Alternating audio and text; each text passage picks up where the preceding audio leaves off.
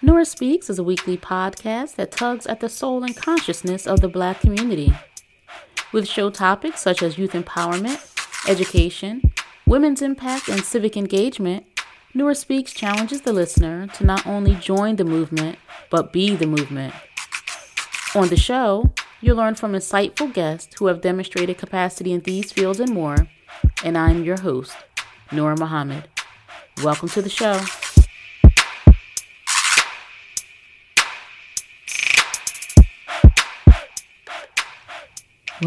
Welcome to another episode of the Nora Speaks podcast.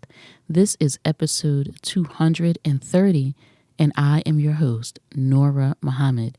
Thanks for joining me for this episode, and I hope that you have been edified and informed by the most recent episodes of the podcast. It really is the intention of this show to just share a message of positivity. Perhaps it's a reminder, and for some, it could be information that you're hearing for the first time, and perhaps in this way. And I'm grateful to everyone who comes back and listens to the podcast and those who share the podcast. This is certainly just a labor of love, and I enjoy being able to disseminate information that is pertinent for our people to use and employ so that we can have the best outcomes and the most successful outcomes and progressive outcomes for our community. Because if we take a little look around, we certainly should observe areas, and many areas, in which we require extreme attention and improvement. And so in this episode, I want to talk about how we thought about life, what we thought about ourselves, how we found our values. Right? What did we think before social media told us what to think? And this can be in all aspects of life. Social media is influencing us really just globally. And if we think about relationships, communication, and how we socialize, and business, parenting, social media is touching us in all of these aspects of life. And so we just start with relationships, right? Marriage and the value of marriage and the male and female dynamics in relationships. Social media is a very strong and powerful influencer. And, I guess I can also include podcasts in this conversation, because there seem to be a great deal of podcasts now that discuss male-female relationships, and men are holding panels and discussing the concerns that they have with women, and apparently there are some women who are doing the same.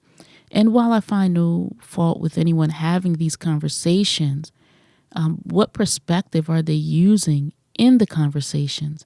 And certainly, what is the intention of these conversations? Is the conversation intended to just air grievances and to lambast one or the other, male or female? Or are we really trying to solve problems here? And, folks can do a lot of things for clicks and likes, and say some of the most outrageous things with any real thought about the impacts that these words may have. But I'll talk about this podcast specifically. I want to be productive. I want to contribute to our culture, our society, and to the mindset of our people. And, I would be wasting your time if I asked you to just come and listen to me vent. That's not a good use of your time. That's certainly not a good use of my time. And so thinking about the relationships, thinking about the value of marriage.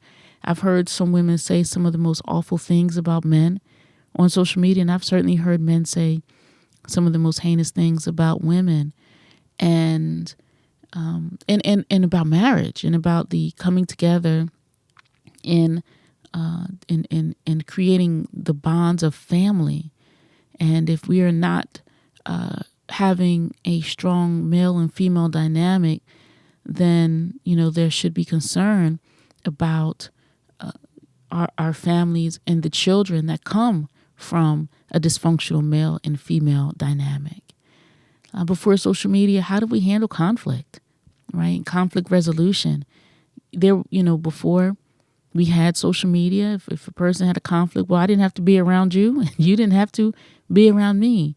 But now that everybody, or so many people now, have social media profiles, then I don't like you and you said something about me. So now I'm going to run to your social media page and I'm going to scour it to try to find what you're saying about me. And you're going to come to my feed to see what I might be saying about you. Even though we are not sitting next to each other, we are still shoulder to shoulder, being in each other's feeds and posting things and saying things and just keeping conflicts going. This happens individually with two people, but this also happens with groups and bullying, as we know. How did we handle conflicts before social media gave us the opportunity to antagonize each other endlessly, to threaten each other endlessly, to expose secrets and personal details and shortcomings in a very, very public and ugly way? If you didn't like me and I didn't like you, we could just go our separate ways. And now we have the opportunity to continue and to heighten and to escalate this thing with just the click of a button. And I would think that with any conflict, the idea is to de-escalate. And unfortunately, social media gives us the opportunity to escalate it. And too often, conflicts are escalated to very traumatic and life-ending conclusions. And so social media certainly isn't improving our lifestyles in that way as it regards us dealing with conflict. And also our own personal confidence and self-worth. As I said, social media impacts our views of relationships. It impacts how we deal with conflict, but it also impacts our own confidence and, our self-esteem. Before we had social media, how did our confidence grow? Before we had the ability to quantify the views, quantify the shares, count the clicks and the likes. We see that and we, get positive feedback. Somebody's liking and sharing and maybe giving me a positive comment and I'm feeling good about myself. But if I don't get as many clicks or shares or follows as I thought I should or as I like to have, and perhaps some of the comments are defamatory or denigrating and negative, then what do I think about myself? And it's really concerning that we're taking our self-image and self-esteem based off of something that we can hold in our hand and not what we're accomplishing in real life. And that somebody who has no meaningful value to us can say something, can leave a comment, and in turn we are saddened and grieved by it, and to so much an extent that we have young people ending their lives because of the harassment or defamatory content that someone can post on social media. It's something that we should detach ourselves from as it pertains to our own self-image and perception. I know that there are people who are high profile, government officials, entertainers, celebrities, who say, I don't read that stuff. I don't read what people say about me. And you may have heard people say that they don't read the good press nor the bad press because it's like neither could be true or all could be true. What matters to them is the feedback of those people whom they value. And so we should be very careful about taking our self-image based off of feedback that we get in a virtual reality that's really not real at all. And the things that we did in life, the direct interactions that we had with others, and the kind of bonds and relationships and the successes that we had personally, that's how we developed our confidence and self-esteem and those direct interactions. And so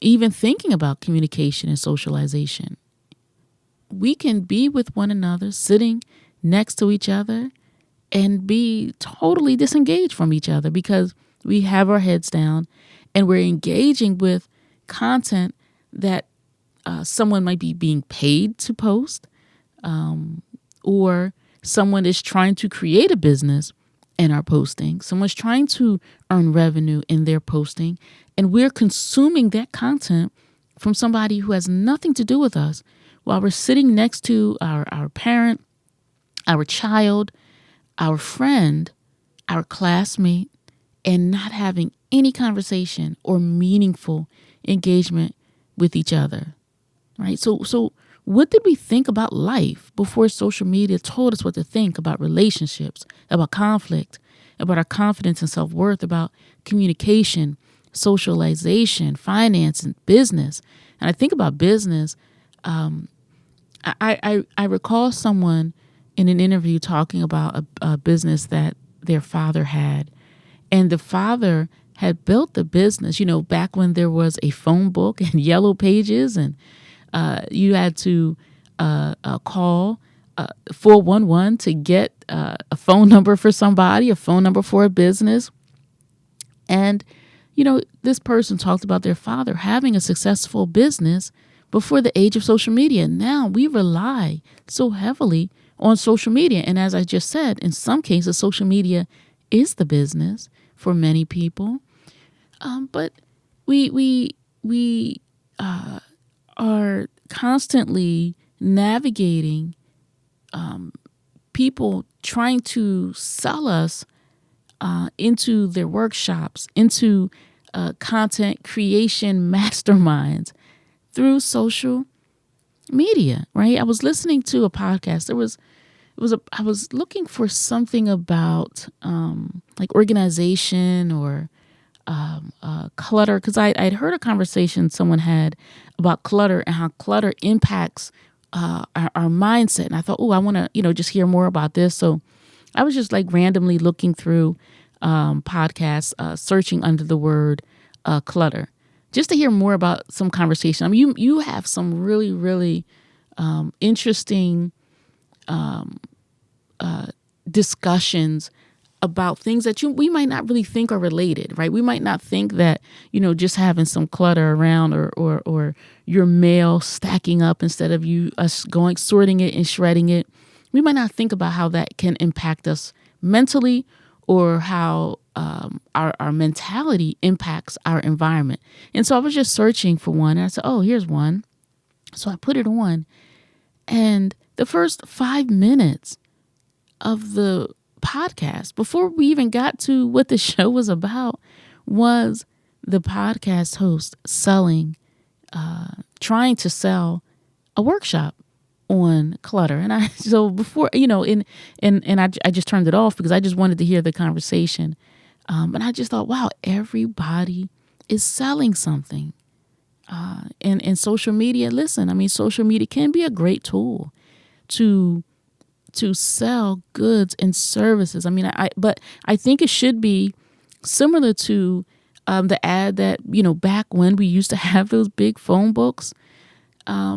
Not only was the personal homes listed, and then the yellow pages was the businesses, but then some of them had ads, and you could see the picture, maybe their slogan, and that was advertising, but it was based on something that they were really doing, based on a location where you could go, to this, I don't know, pet grooming business, or you could actually go somewhere and buy office supplies or furniture. But now we have this virtual reality, this so-called social media, and people are selling something and they don't have an office. And They haven't secured any place or any staff to actually operate. And now I know that social media is an opportunity for us to do business differently. But just because somebody is selling something on social media doesn't mean that they're really a businesswoman or a businessman. And so we have to be very diligent about sorting through and filtering through those people that we subscribe to and that we pay our hard-earned money to engage in a paid course. Now, I'm not saying that everybody who's promoting something on social media is a fraud, but there are so many frauds on social media.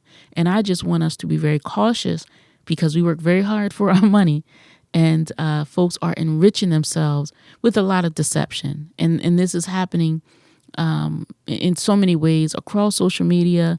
We know folks are hacking into bank accounts and, Venmo and Cash App and Zelle and PayPal. People use these legitimate services to really defraud people out of their money. And so that's something that we should just be mindful of. Back to the question, what did we think about life before social media told us what to think about travel, right? Travel and going away was family time. It was exploration. But now so many of these people are doing things for social media. They're going on vacations and they are posting things for the gram, and unfortunately, people are literally losing their lives, making really bad decisions, going and climbing mountains and literally falling off mountains, or going into the water and and using their phone to record while they're in the rushing water and drowning. And so we find ourselves or see others on vacation, and they're not so much engaged with the people who they came with as much as they are in their phones. And I've been, at some pretty nice places, and I'm looking around and I just thought, wow, if these people would just look up from their smartphones and just enjoy the beauty of where they are, but, a lot of folks are traveling so that they can post something for the gram, or so that they can kind of have a trail to show others about, this lavish lifestyle that they're enjoying, but we know may not be able to afford. And this is something that's real, right? And then just kind of as I wind down in this episode, I also just want to talk about parenting before social media. I heard a word recently, I think it was called Sharrington, about how parents share and overshare on social media. Sharing things about children and the stages of development and what their children are going through, and children growing up into adolescence and feeling quite embarrassed about what their parents are sharing. Their friends and their classmates know things that are very personal about them. Whether it's something big or small, it's their thing, and parents sharing it. And in the industry of mommy bloggers and vloggers and parent held and managed accounts of their children, and these accounts are earning revenue, and people are wondering about child labor laws. So social media is really impacting so many aspects of our lives. Politics, religion, philosophy. Before, our ideology was defined by what we valued. And our values were given to us by our family, sitting down and talking and listening and learning while our parents were talking, our aunts were talking, or adults were speaking, and we were listening and learning. And now the federal government is concerned that Russia and China is interfering in our elections, not so much interfering at the ballot box, but interfering by influencing people through social media apps and deciding elections based on that. And I'm sure other countries are worried about America doing the same.